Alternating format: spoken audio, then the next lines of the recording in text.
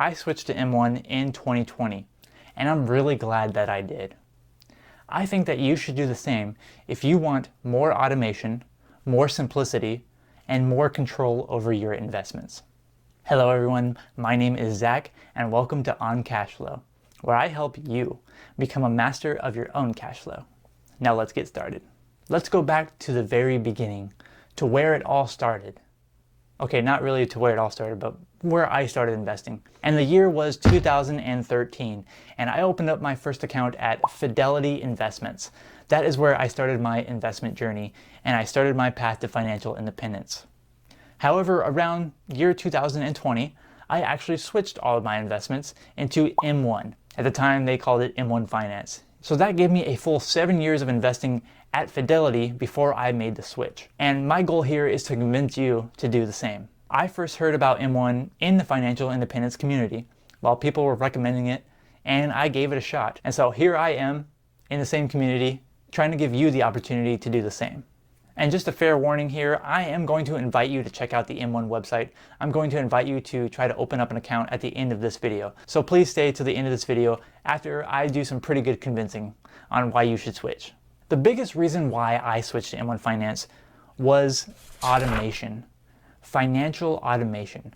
Automating your finances, automating your investments. It's one of the best and the easiest ways for you to build wealth and achieve financial independence. And that's something that M1 does very, very well. Let's talk about some of the ways that you can automate with M1. One of the most important and best ways that you can automate with M1 is their Auto Invest Cash Balance button. So right there when you log in and you check on your account, you'll see the Auto Invest button. You can toggle it on and off very, very easily. And basically you can set a minimum to where, hey, if there's this amount of money in my account, I want it to automatically get invested into my portfolio at the amount that I predetermined. So it's very, very simple. It's right there in your face, and you can set it all the way down to $0, but I think they say that it has to be at least $25. But you can basically set your minimum and it will automatically invest any kind of cash that gets deposited into your account. Whether it's a reoccurring transfer you set up, whether it's a one-time transfer you did, or whether it's a dividend that gets paid into your account. You can have it automatically reinvested. Likewise, another really great way that you can automate with M1 is known as automatic rebalancing. Now, it doesn't just rebalance your account and not tell you. You actually do have to click a button, but rebalancing really is that easy. So you can just go ahead and click the rebalance button if you notice that your assets are going a little whack and they're not close to what your targeted asset allocation is.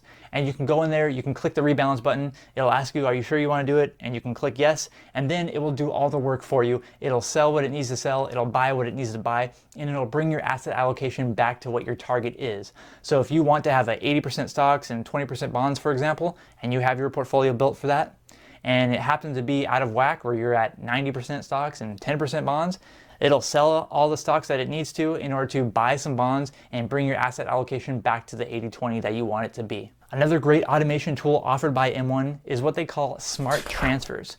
So this takes transfers to a whole new level. It kind of follows the if this then that kind of format, to where if something happens, it's going to perform this action. The most common example I can think of is, let's say you have a cash balance that you want to maintain, like in your checking account. You're like, hey, I want to maintain at least $1,000 in my checking account. I don't want it to go under that. So you can set up a smart transfer to where if your balance drops below 1,000, it will automatically transfer from another account in order to bring it back up to 1,000 or 1,500, whatever you want it to get brought back up to. You can set up these smart transfers so that you can follow the rules that you predetermined. Likewise, M1 offers a really unique way of managing your portfolio, and they call it pies, so like M1 pies.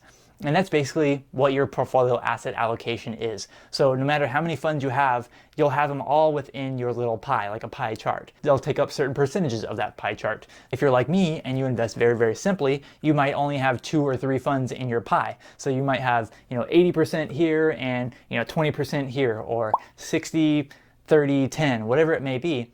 If you have that, you can create your own pie, and you can have that saved to where you can utilize that for any kind of account that you want. So each account can have a different pie, each account can use the same pie. It just depends on what your goals are and how you want your accounts to be allocated within those different accounts. And above all, this doesn't have to do with automation, but one big reason why I switched to M1 is that it's very simple to use.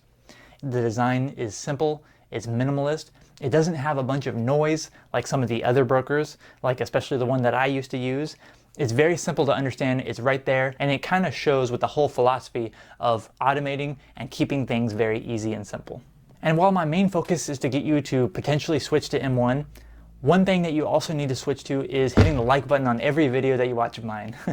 Seriously, if you're enjoying this video so far, I would really appreciate it if you just took the time and hit that like button. It really does help me out.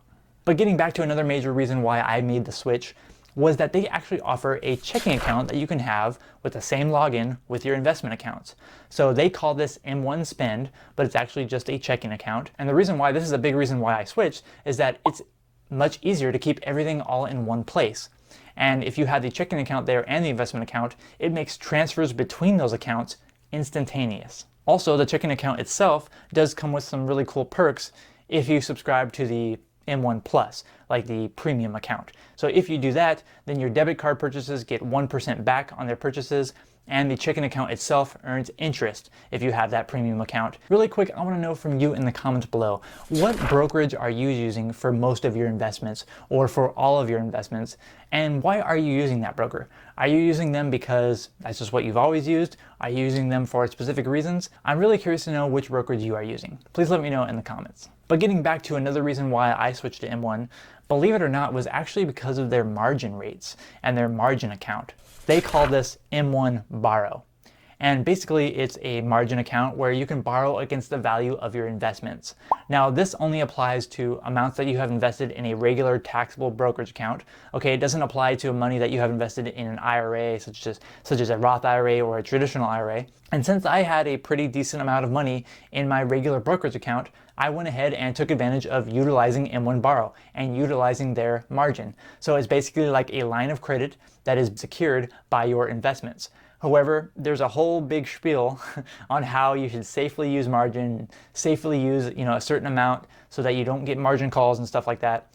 We're not going to talk about that here, but basically it's a line of credit that you can use a small amount and you can pay a very low amount of interest for.